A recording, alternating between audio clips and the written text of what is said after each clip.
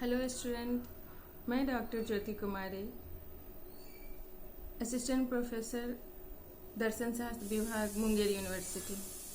आज मैं BA part 1 के पेपर 1 से न्याय दर्शन के एक विषय के बारे में जानकारी लेकर आपके समक्ष उपस्थित हूँ। आज का हमारा विषय है न्याय दर्शन में ज्ञान का स्वरूप।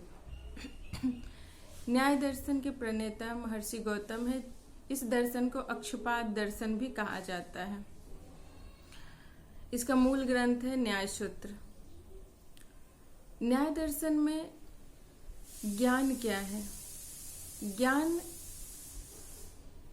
का मतलब होता है किसी वस्तु या व्यक्ति घटना के बारे में प्राप्त जानकारी। न्याय दर्शन में ज्ञान को बुद्धि या उपलब्धि कहा गया है। ज्ञान का प्रयोग दो अर्थों में होता है, संकुचित अर्थ और व्यापक अर्थ। संकुचित अर्थ में ज्ञान हमेशा सत्य एवं यथार्थ होता है, जबकि व्यापक अर्थ में ज्ञान सत्य और असत्य दोनों ही होता है। न्याय दर्शन में ज्ञान शब्द का प्रयोग व्यापक अर्थ में किया गया है, अर्थात यहाँ पर ज्ञान सत्य भी है और असत्य भी है।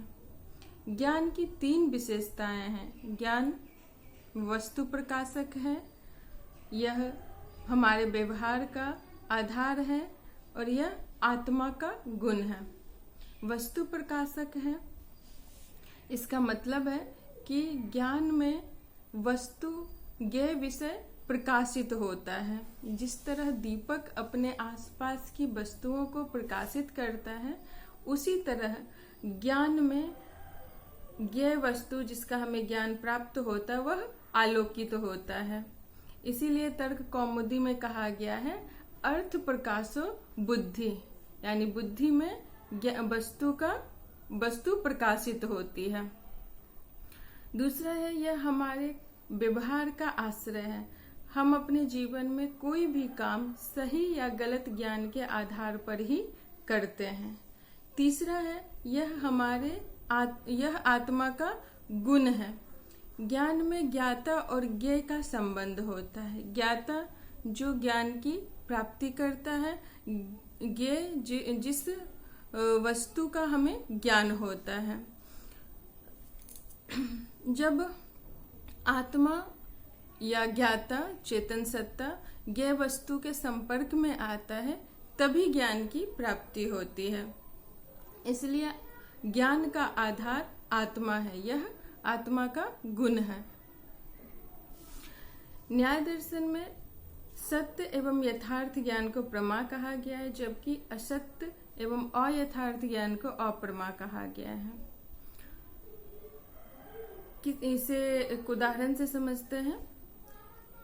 रस्सी को रस्सी के रूप में जानना प्रमा कहलाता है, किंतु रस्सी में सांप का आभास होना, सांप का ज्ञान होना अप्रमा कहलाता है। प्रमा हमेशा नवीन होता है। प्रमा हमेशा नवीन होता है। पूर्व में प्राप्त जानकारी किसी वस्तु के संदर्भ में पहले से ज्ञात जानकारी का फिर से ज्ञात होना ज्ञान नहीं कहलाता है, बल्कि वह स्मरण कहलाता है। जबकि प्रमा की प्राप्ति अनुभव के द्वारा होता है। प्रमा हमेशा निश्चित, संशय रहित और यथार्थ ज्ञान होता है। इसके 3 अंग हैं, प्रमेय, प्रमाता और प्रमाण। प्रमेय वह वस्तु जिसका हमें ज्ञान प्राप्त होता है। प्रमाता वह व्यक्ति जो ज्ञान की प्राप्ति करता है। प्रमाण वह साधन या तरीका जिसके द्वारा किसी वस्तु का ज्ञान होता है, वह प्रमाण कहलाता है।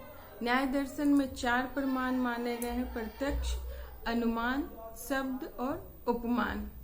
प्रत्यक्ष के द्वारा प्राप्त ज्ञान प्रत्यक्ष प्रमा कहलाता है।